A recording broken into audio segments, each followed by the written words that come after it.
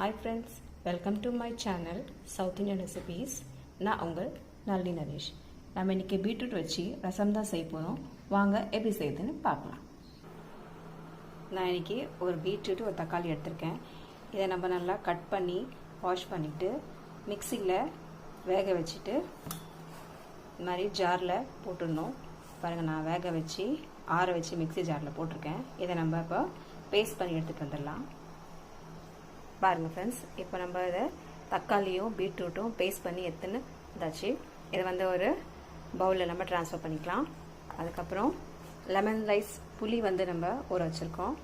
இன்னொரு பக்கம் ஜாரில் பார்த்தீங்கன்னா மிளகு, சீரகம், உரிச்ச பூண்டு இதை நம்ம பவுட்ரு பண்ணி எடுத்துகிட்டு வந்துக்கலாம்.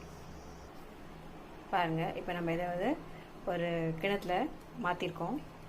கூடவே இப்போ அந்த லெமன் சைஸ் புளி கரைச்சி வச்சுருக்கோம் இல்லையா, அது வந்து இதில் ஆட் பண்ணிடலாம்.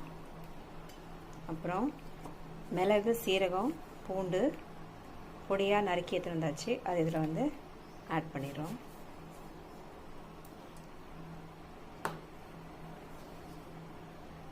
நம்ம டேஸ்ட்க்கு ஏற்ற உப்பு ஆட் பண்ணிடலாம். கொஞ்சம் மஞ்சள் பொடி. இப்போ இதை நம்ம அடுப்பில் வச்சிடலாம். பாருங்கள், இதை அடுப்பில் வச்சாச்சு. இப்போ இது கொதிக்கிட்டோம். இப்போ தாளிப்புக்கு பக்கத்தில் நம்ம கடாய் வச்சுருக்கோம். வச்சுட்டு கொஞ்சோண்டு எண்ணெய் விட்டு தாளிப்பு கொடுத்துடலாம்.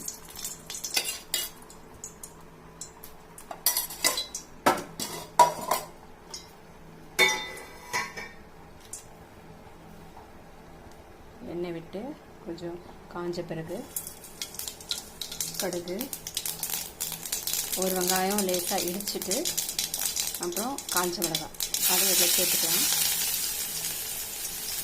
பெருங்காயத்தூள்,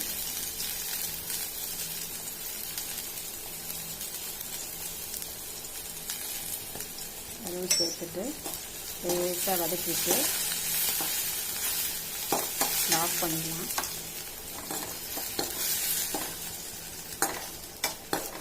பாருங்கள், இது பக்கத்தில் நல்லா கொதிக்குது.